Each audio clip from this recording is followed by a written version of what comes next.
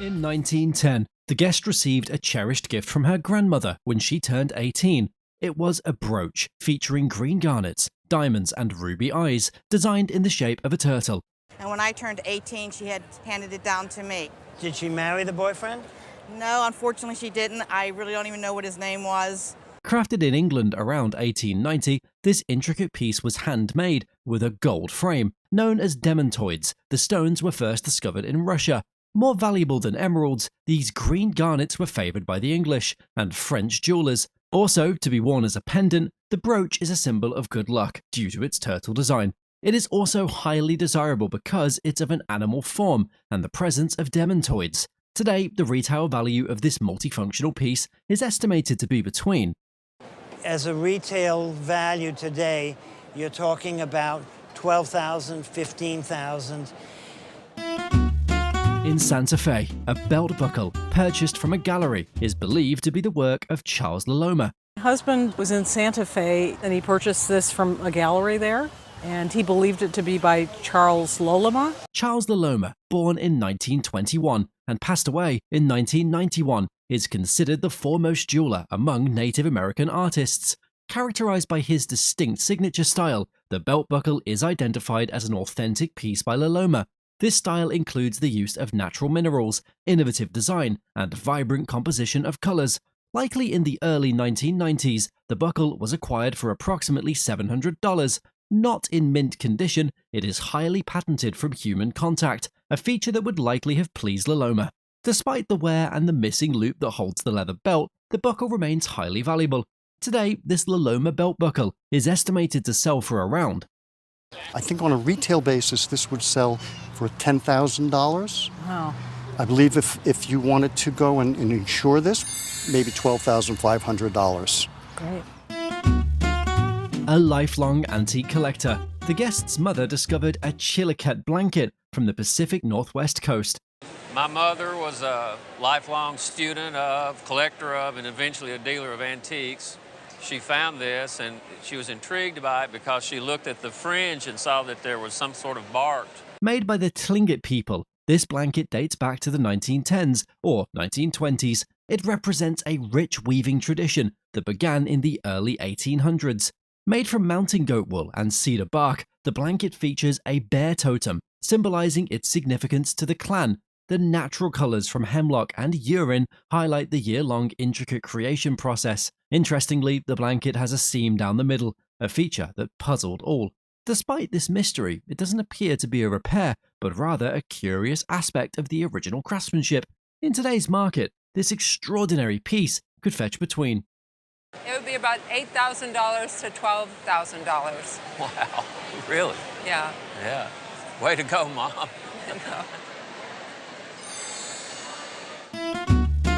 a painting from 1912, created by the renowned marine artist Antonio Jacobson, was recently brought forward. Jacobson, one of the most recognizable marine artists in the United States, was known for his detailed ship paintings.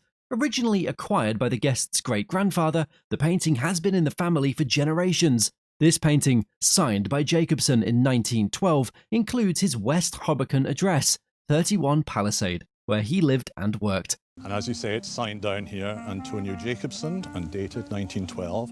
And then it gives his address, 31 Palisade, and it's West Hoboken, which is where he worked. Despite a schooner named Tartar, the painting is believed to be associated with the Navy, suggesting it might be a military vessel. Jacobson's work was highly popular during his time.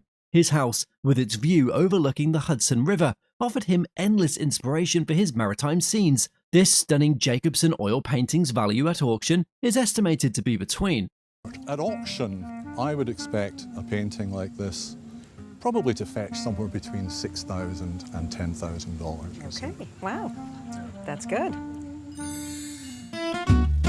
What we have here is a stylish silver fruit stand. Originally, this piece belonged to the guest's friend before he acquired it. It features an Art Nouveau design around its edges. On the inside of the silverware, the maker's mark is clearly engraved. The piece is dated 1902 and features 3 legs that act as support. A famous designer is associated with this item, Kate Harris. Harris was a prominent British silversmith and designer known for her contributions to the Art Nouveau movement. This piece originally had a glass liner, but it has since broken off. And this design on the front, which is very stylish, very Art Nouveau, is very much Kate Harris's style. At auction, despite the minor wear on this silver Art Nouveau fruit stand, it would be worth. But the whole thing, I would think, has got to be worth between £2,000 and £3,000. On today's episode, we showcased a collection of jewellery from the revered Basic, Better and Best show. These are costume pieces designed to mimic fine jewellery using less expensive materials. We'll challenge our guests to identify which of these three pieces is basic, which is better, and which is best. The first guest believes the jewellery in the middle is basic, the one on the left is better, and the one on the right is best. But is he correct? Another guest thinks the jewellery in the middle is best, and the one on the left is better, and the one on the right is basic. How accurate is her judgment? We also have a guest who believes the one in the middle is best. I think that is the basic one. That one is the better one. And that one's the best one. While the one on the left is basic, and the one on the right is better. What do you think about these interesting pieces? And which do you think is basic, better and best? Ever seen a scarce and valuable 16th century herbal book of medicinal plants and their uses? Well, that's what the guest brought in, completely unaware of its true significance, having inherited the book from her grandfather, who had acquired it during his travels. The book is a German edition of Pietro Andrea Mattioli's renowned herbal Kräuterbuch, published in Frankfurt am Main in 1586. Mattioli, a renowned physician and botanist, compiled the work based on the writings of the ancient Greek physician Dioscorides, incorporating his observations and knowledge. The book's historical significance lies in its role as a foundational text in botany and medicine. The detailed woodcut illustrations, depicting plants with remarkable accuracy, represented a groundbreaking approach to botanical illustration. It's worth knowing that the book is rare due to the limited number of surviving copies from that period and its exceptional condition, despite signs of wear and tear. At auction, the book would go for. I would value this at $25,000 for insurance purposes. Wow. However, a much more recent appraisal sees the price of the book increase to $30,000. This book here held great importance to the guest because it belonged to her husband and served as a personal connection to Walt Disney.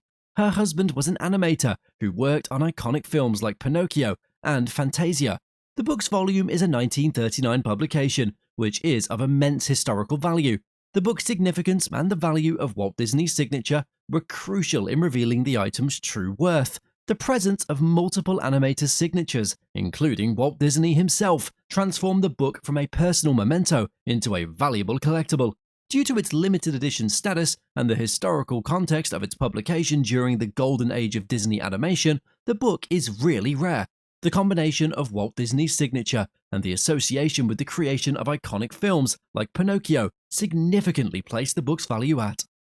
But the book's worth at retail $10,000. I'm surprised, yes. Ever stumbled upon a long piece of art hidden away in a linen closet for decades? That's exactly what our guest discovered, a Wayne Theobald silkscreen from 1954, gifted to her father and kept out of sight for over 50 years. This piece, inscribed personally to her father with the words, "One summer of happiness," survived while its companion met an untimely end at the pawns of the family dogs.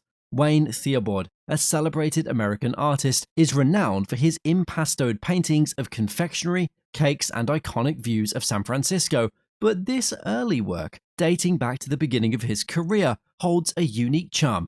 The silkscreen, part of an edition of only 22 showcases. Theobald's evolving style, with flattened colors and a screen print technique reminiscent of pop art icons like Andy Warhol. Due to its rarity and the artist's growing fame, early Wayne Theobald prints like this are extremely scarce and valuable. At auction, the remarkable piece is estimated to fetch. This wonderful early print, I would put at auction at $3,000 to $5,000. Oh, okay. That's great. Ever wondered if that old painting you've had for years might be worth more than just sentimental value? That's exactly what this guest discovered when she brought in a vibrant painting that had been in her family for generations. The painting, which features beautiful bittersweet vines and a parrot, was created by Nelly Knopf. Nelly Knopf is an early 20th century artist from Chicago who was known for her bold brushwork and vibrant colors. Knopf, who was deaf and a single woman, forged a pioneering path in the art world, traveling out west to paint landscapes and pueblos long before it was common for women artists. Despite its small puncture from a recent fall, the painting is in fine condition and likely only needs a bit of cleaning. Due to the increased interest in discovering and valuing the works of women artists, Knopf's paintings have gained significant attention in recent years. At a gallery in New York or Chicago, this vibrant piece could be worth an impressive amount. If this painting were in a gallery in New York or in Chicago, I think that the selling price would be somewhere in the range of $15,000. However, a recent retail value of the product saw its price drop to $10,000. The guest brought in a family heirloom that had been cherished for over 100 years. It's been in our family for over 100 years. It was given to my grandmother for her wedding gift. This is a Steuben Tyrion vase. Frederick Carter was the man who headed it up.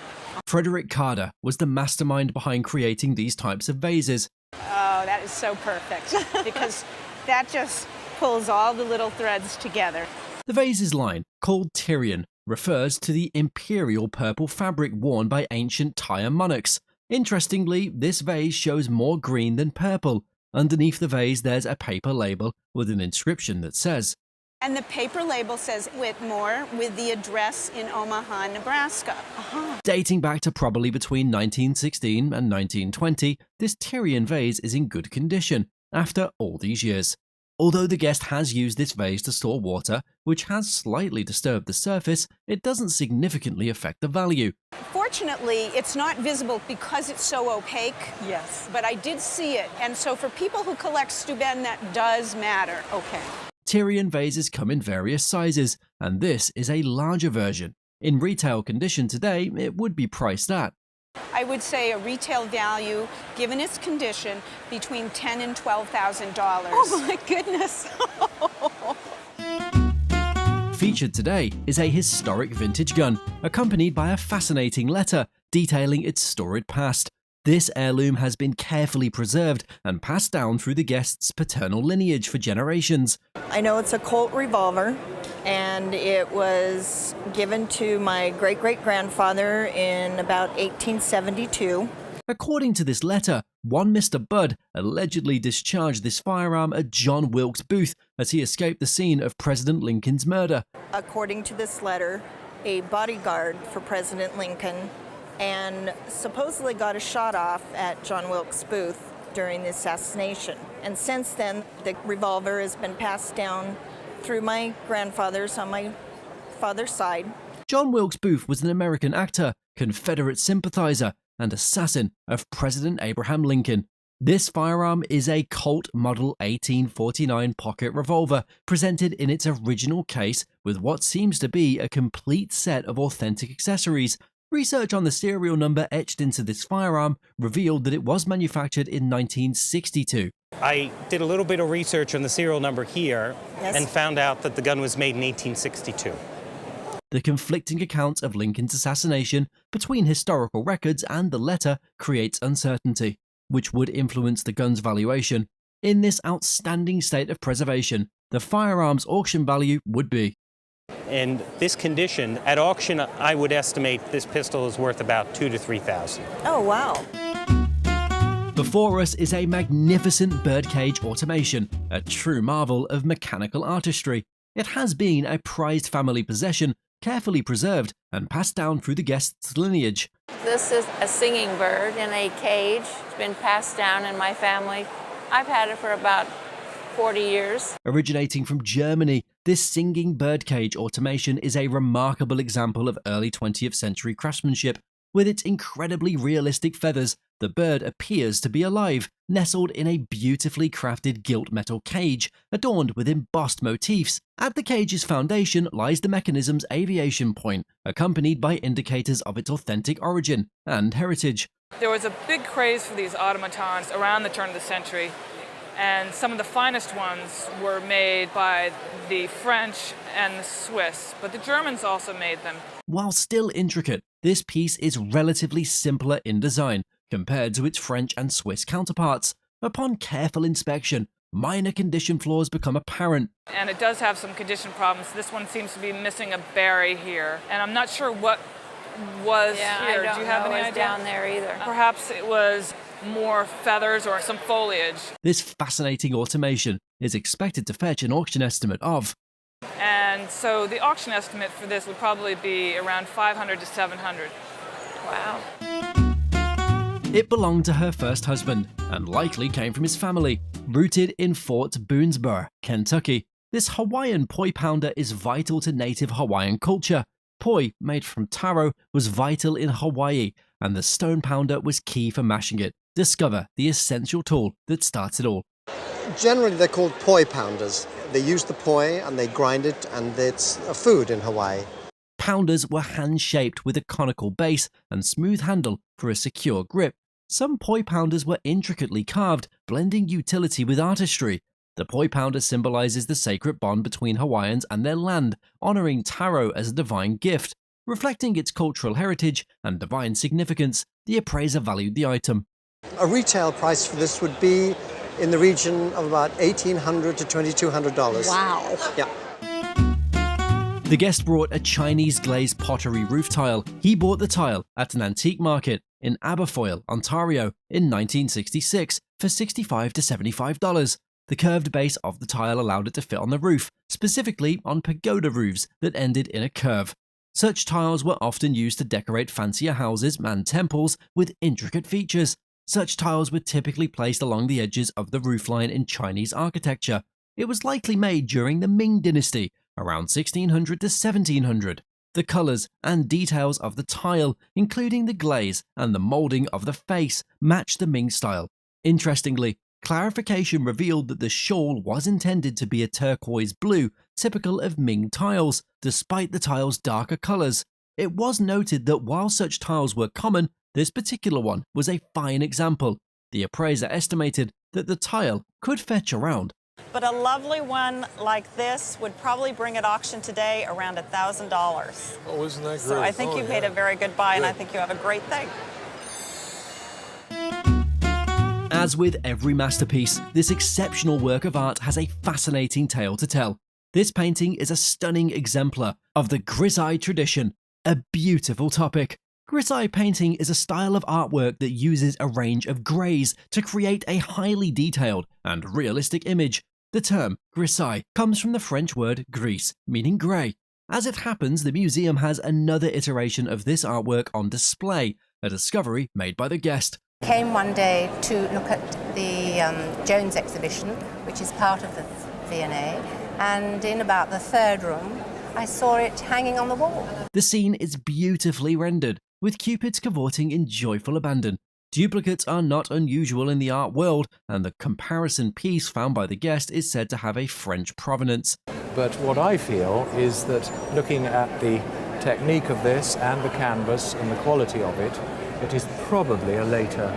This piece, created after the original, is considered to be of lesser value, with an estimated worth of.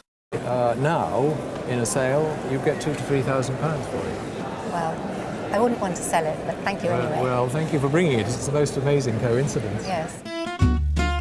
Bed sheets can be more than just linens. They can uncover hidden histories. A woman received a bed cover from her mother, who had bought it at a small antique shop in Anaheim around 20 years ago.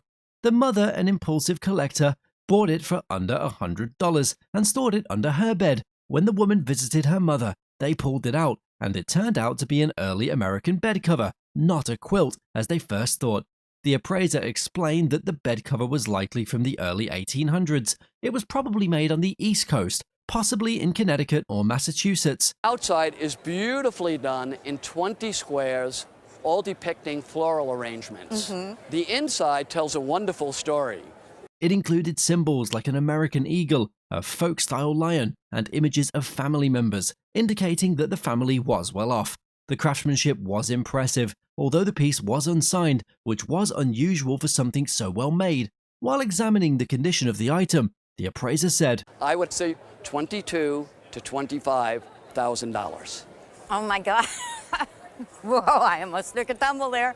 Wow, that's like more than twice what my best hopes were. Oil on canvas isn't just art, it's a piece of history. A guest shared their experience of purchasing an original painting by Haddon Sundblom. They bought the artwork at a charity art auction in Washington, D.C.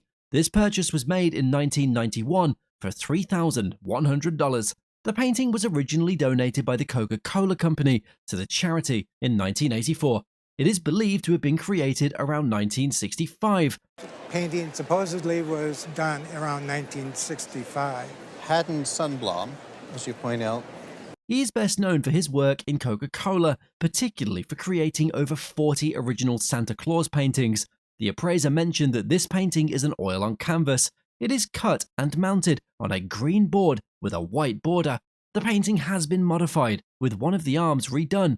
While examining the condition of the item, the appraiser said, I think today we're talking about an auction estimate of $30,000 to $50,000. Featured today is a truly exceptional lava brooch, a rare and exquisite find. The owner of this stunning piece has high hopes for its sale, having placed it up for auction with great anticipation. Originating from Naples, this stunning brooch has been authenticated as a genuine 19th century treasure. Going under the hammer right now, we have a 19th century tourist piece from Naples. It's a lava brooch. Unfortunately, we do not have our owner, Theo. She can't make it today, but we do have the brooch and we have our expert, Michael, who put the value on it. Bidding commenced, sparking a flurry of interest from multiple parties vying for the piece. 120, 130, 140, 150, the book's out at 150, 160 on the net, 170, 180, 190, at 190. With bated breath, the owner watched the bidding, their nerves on edge, as they prayed for a sale at or above the predicted price. I think we'll see the top end. 220, at 220, 240, 260, at 260 the ladies bid, at 280. This is good. This is really good, actually. As the bidding gained momentum, the offers began to climb, painting an increasingly optimistic picture. In a thrilling turn of events, the bids surged beyond the anticipated value, redefining the market worth of the exquisite lava brooch. At 320, gentleman's bid at 320. It's in the room then at 320, 340. The auction's frantic pace finally slowed to a stop, with the winning bid standing at a remarkable £340. I think they're back in fashion. I think that's quite showy. It's quite large. It's showy, and I wouldn't be surprised if that was an Italian bidder, because they're big money over in Italy. Today, we have two items on display. The first is a unique dish featuring Arabic numerals, which helps us date it to AD 1818. 9 monkeys on a chain. Hooray! We've got a number. 1818. There are no visible wares on this dish, which further helps add to its value. This dish would easily command an auction price of $500 to $700. The second item is a chain crafted from iron. It is adorned with 9 intricately designed monkey figures. Although there is some visible rust, it doesn't detract from its value. In an auction setting, this piece would easily be worth. This is so hilarious, I'm going to say it's worth somewhere between £1,000 and £2,000. Wow, well, that'd be very impressive, I'm sure. This guest has a first English edition of Uncle Tom's Cabin, written by Harriet Beecher Stowe. Stowe was an American author and abolitionist who wrote 30 books, including novels, 3 travel memoirs, and collections of articles and letters. This book is leather-bound and was published in 1852. What makes the book particularly interesting is that it includes a letter written by the author. It was actually one of the first great American bestsellers. There were a few before it, but it was a tremendous bestseller, and it immediately was published in London. Interestingly, the letter was composed many years after the book was published. Furthermore, the letter was acquired by the guest's grandmother, though how she obtained it remains unclear. Remarkably, this book remains in pristine condition, despite being over a century old. Given the provenance of the letter, it is not far-fetched that it would be worth. And the letter would bring it up to a $3,000 to $5,000, and that's a conservative retail estimate. Wow.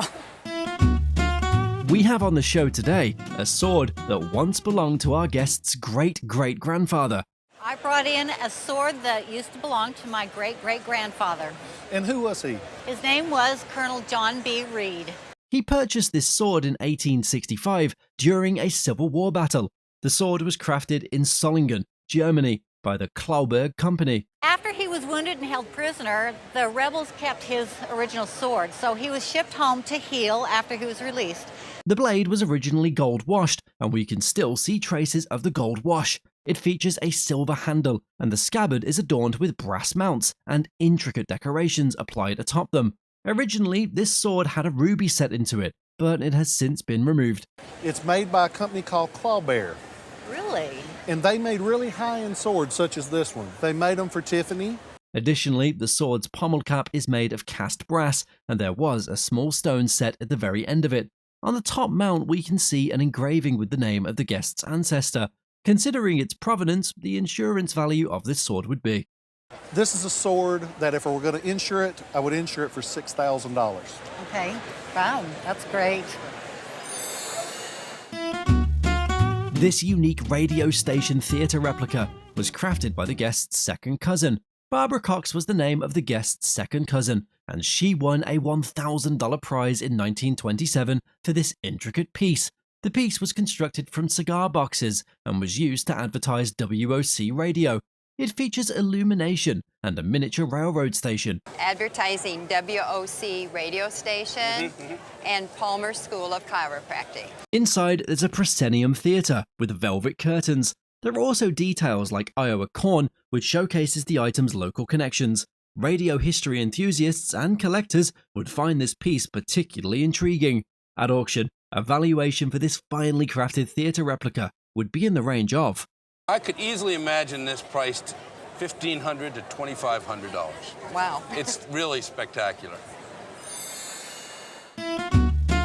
This rummage sale is actually a valuable piece of jewellery with a fascinating history. Previously thought to be an 18th century French piece, the item is actually a late 19th century maquette. And what she remembers the jeweler saying was that it was from France. The item is made from glass stones that imitate diamonds. These particular stones were made to look like diamonds. It is something that would have been referred to as a maquette. It was crafted in silver and has French hallmarks. Items such as this maquette are rare, due to most being destroyed after serving their purpose. This piece's survival, however, offers a unique glimpse into this historical jewellery. Despite a missing stone, the piece, as it is, still retains significant value. Despite the fact that there is one stone that's fallen out, which you do kindly have in the box, fantastic. As such, a valuation for this unique jewellery maquette would be. This piece in the marketplace today would be worth upwards of $800 to $1,200. Yay! This rare 39-star flag tells the tale of Dakota territories. Dakota was originally slated to join the Union as one state. As such, flag makers created this piece. However, Dakota surprised the flag makers by becoming two states in 1889. Thus, this premature 39-star flag is now a unique historical artifact. The division into North and South Dakota rendered these types of flags immediately obsolete. These flags are extremely rare. An estimated market value for this historical flag would be. These 39-star flags, maybe $1,000 to $1,500. If it were smaller, it would be worth maybe twice that much. In 1975, this guest purchased the showcased bronze figure from an antique shop in Germany. A little ways from my workplace, a very small town in Germany. The piece was created by an artist named Evgeny Ivanovich Naps.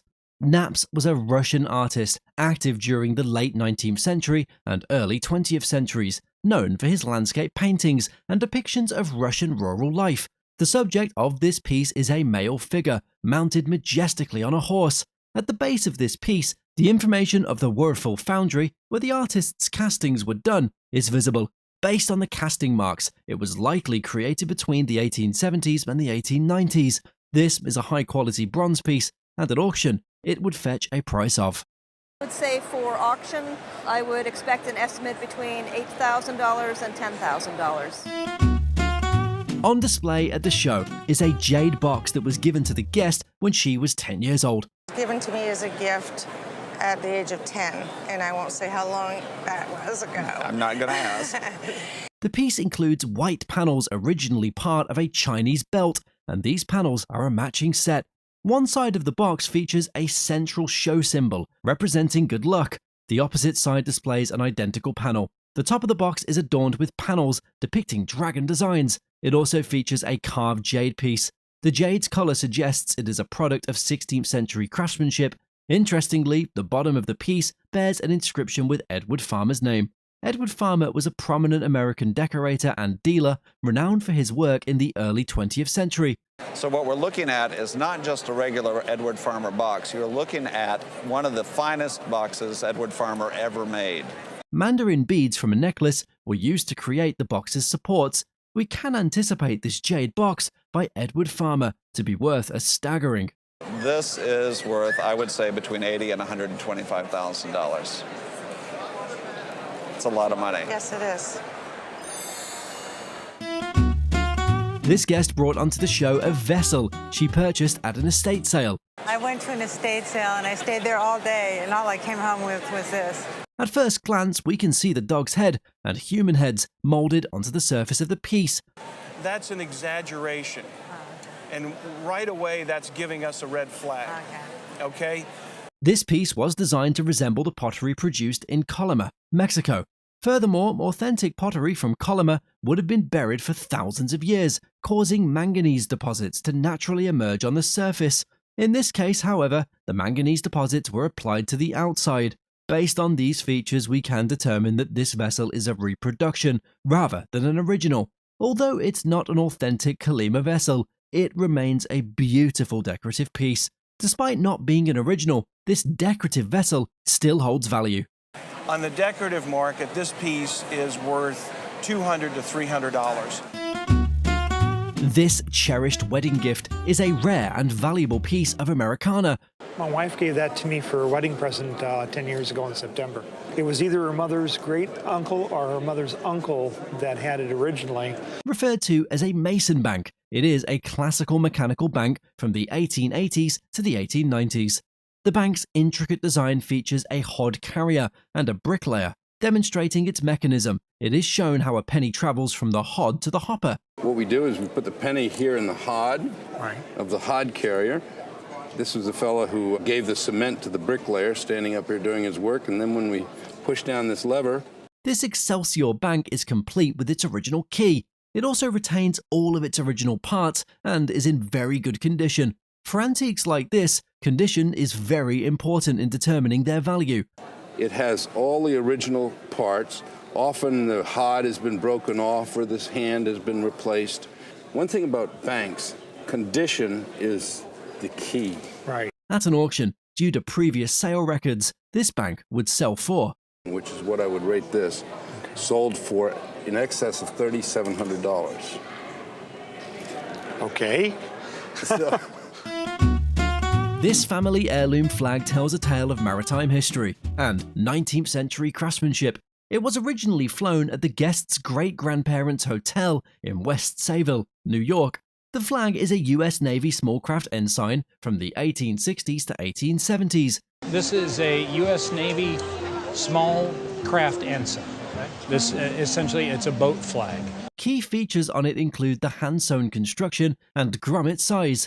This grommet size actually helps in dating the flag. There's also the 13-star design that honors the original colonies. This boat flag represents a unique period in American flag design and naval history. A retail market valuation for this historic nautical artifact would be in the region of... Now, in the retail market today, this would be between $1,000 and $1,500. Okay. All right, great.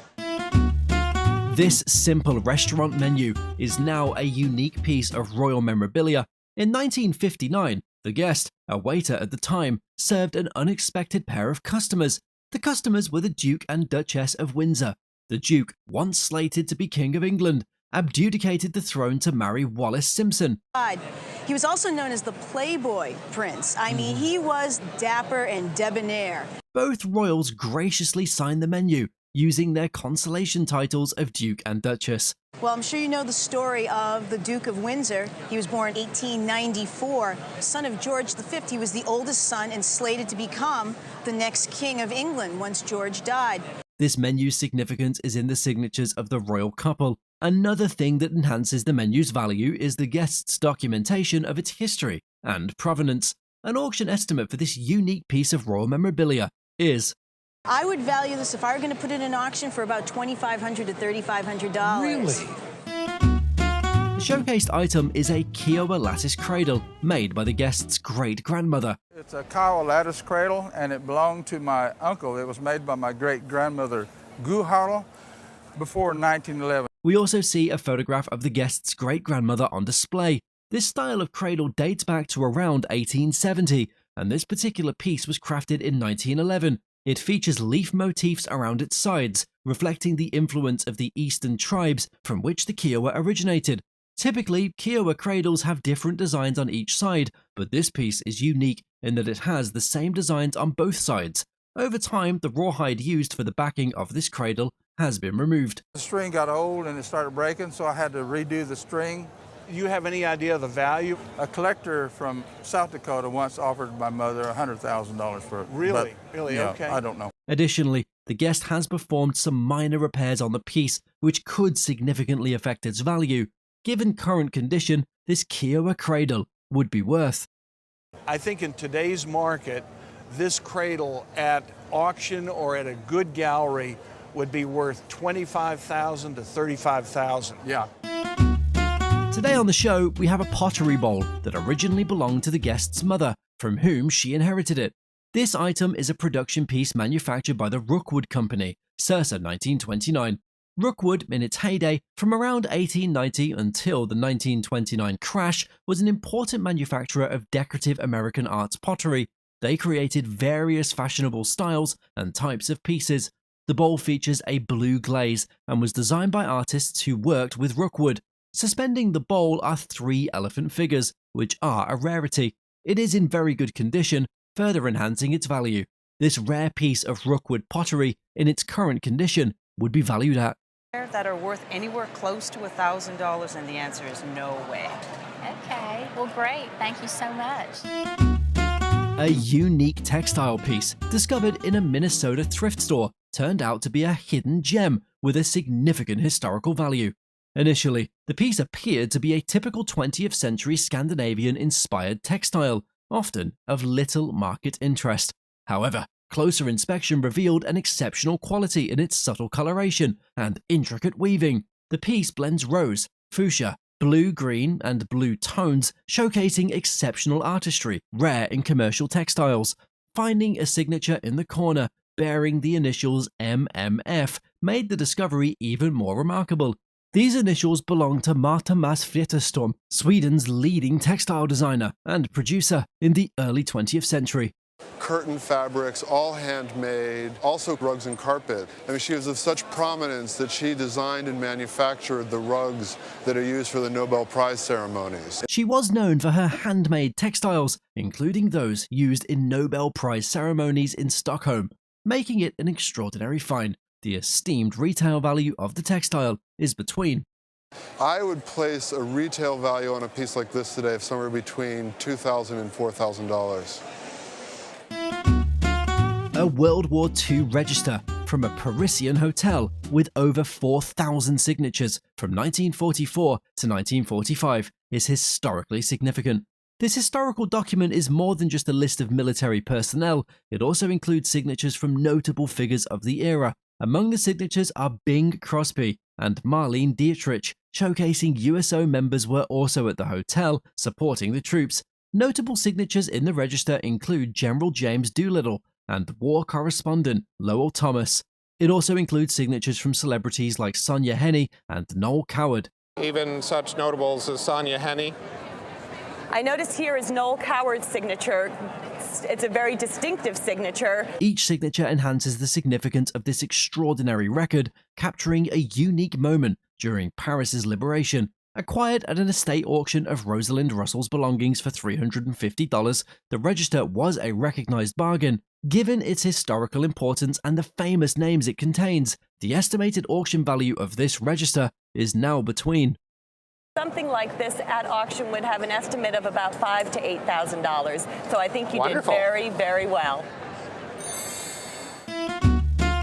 A Venetian glass bowl considered a family heirloom, has been in the guest's possession for over 50 years. Late husband, it was in his family, and all we've ever known about it is it's a Venetian glass bowl. Though initially believed to be Venetian, the bowl is actually an Austrian piece by Lotz, crafted between 1898 and the early 20th century. Lotz pieces for exports were signed, so the unsigned bowl likely indicates a family trip to Austria for its acquisition. Surpassing the typical silver or gilt metal mounts, the bowl's value is enhanced by its rare bronze holder, likely by Orovit. The mounting and unmarked bowl suggest it was not intended for export. Similar to the work of Louis Comfort Tiffany, the bowl features a gold iridescence on the inside. However, the exterior's oil spotting, characterized by green spots, is a distinctive decorative motif unique to Lotz. In a retail setting, this heirloom would be valued between. In a retail shop, this would sell for between $1,500 and $2,000. Oh, wow, that's great. A turn-of-the-century kaleidoscope, originally the grandfather's, has been well preserved for generations. Born around the turn of the century, the grandfather would only bring out the kaleidoscope on special occasions. He allowed limited play, which has contributed to its excellent condition today. This early kaleidoscope, likely produced in the 1800s, is notable for its construction. With the company name and crest present, its age and authenticity are further validated. The kaleidoscope creates a distinctive visual effect, featuring an interior with glass instead of mirrors. Yeah, we've looked at all of them. And you can take a look and see how very simple materials made this visually very attractive. Keeping the original cases for both the kaleidoscope and the discs intact adds to its overall value. Due to its superb condition and historical significance, the kaleidoscope is estimated to be worth between. This is a piece that I would estimate at about $1,500 to $2,000. Wow. Because of the condition here. That much? Yes. A rare Gibson Model 12 guitar features both 6 and 12-string necks. It was originally owned by Dixie Lee of the Rhythm Ramblers, a musician active in the 1940s and 50s. This pre-production Gibson Model 12, custom ordered between 1959 and 1962, replaced the owner's damaged K guitar. My mother had a K guitar that was her favorite, she'd owned for many years. And after a show one night, it's my understanding that the guitar did not get loaded into the car correctly. Crafted by Gibson in Kalamazoo, Michigan, this model is one of only 46 ever made, each uniquely customizable. Among the original components is a distinctive brown case with pink lining. However, a few parts like the knobs and turners have been replaced over the years. Despite fluctuations in the market for electric guitars, the guitar's value has significantly increased over time. Today, due to its rarity and the inclusion of 4 patent applied for humbucking pickups, it could fetch between. I think if you were a collector that didn't have one, you might pay retail somewhere between $25,000 and $35,000 for it. Wow. A Persian Tabriz silk carpet woven in northwest Persia around 1890 was acquired from the guest's mother's estate. Originally owned by the grandmother of the guest, the carpet had been displayed in the mother's home for many years. This Tabriz rug is distinguished by its fine weave and characteristic copper tones with dark blue highlights. It remains in excellent condition with original tassels on the fringes and a strong, pliable foundation, indicative of its high quality. An overall pattern enhances its value compared to more common prayer or center medallion designs. Though the edges have been salvaged to prevent fraying, the carpet's overall quality remains impressive.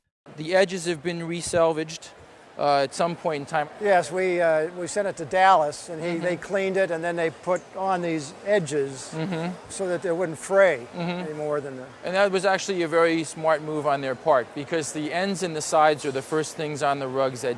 With a knot count of 360 knots per square inch, it is considered fine for an antique Tabriz.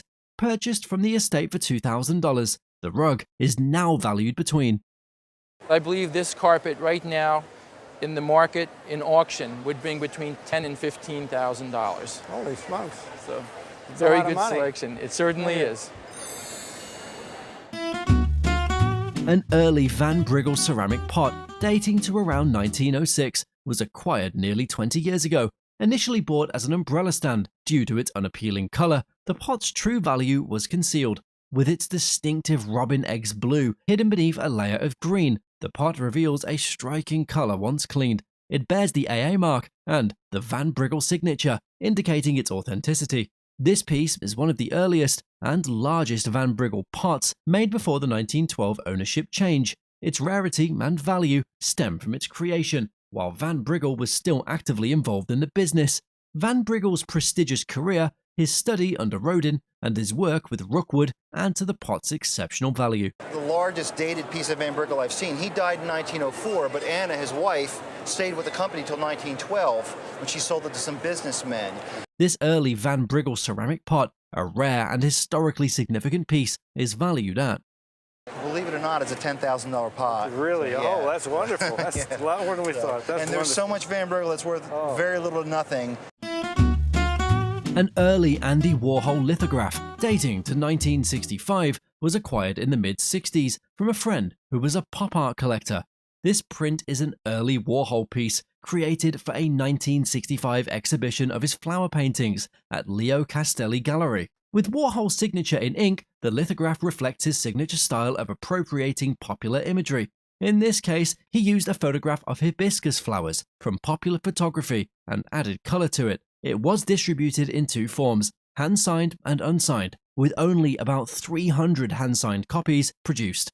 And oftentimes it was folded into 4 and used as a mailer. There were only about 300 of these that were hand-signed by the artist. Rated around 9.5 out of 10, the print is in remarkable condition.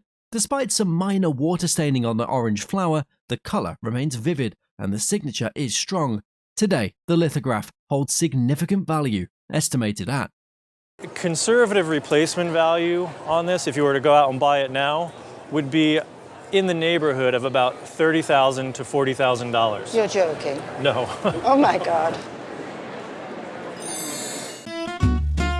A large folio Courier and Ives print depicting Lookout Mountain was brought in for appraisal.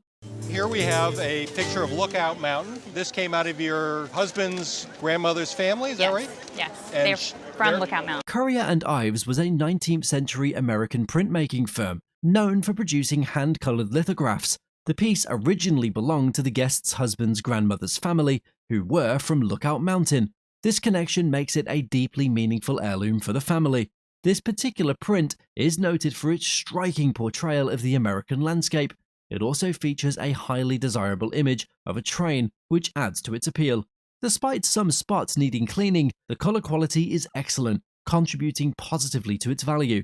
With restoration work costing around $400 to $500, the value could increase by about. So then it would be worth about $6,000 to $6,500. Okay. That would also help preserve it. Okay, great. Thank It's you. a great thing. Today, we are recapping a number of cities we've toured to appraise people's antique treasures. This is the first time I'm saying it out loud, and maybe the first time you're hearing it. How do we decide where we're going to cities? Not an easy thing. I like to joke we throw darts at the map, but it's a little more complicated than that. Think back to when we were in Boston, Massachusetts, where we discovered a pipe tomahawk with an estimated value of Years ago, where we found a pipe tomahawk worth $150,000. In 1998, we were also in Cincinnati, Ohio, where a guest showcased a Rookwood pot with an auction value of. We had our big find there was a Rookwood pot for $40,000 to $60,000. Another city we've toured is Seattle, Washington, where we appraised a 1951 baseball. The ball bears the signatures of the Yankees team members, as well as the signature of Marilyn Monroe. Monroe, an American actress and model, became one of the most popular sex symbols of the 1950s and early 1960s. This particular baseball has an estimated worth of Members of the Yankees team and Marilyn Monroe, which we appraised for $15,000. We are coming to a city near you. Search your attics. Who knows what treasures you might have lurking there.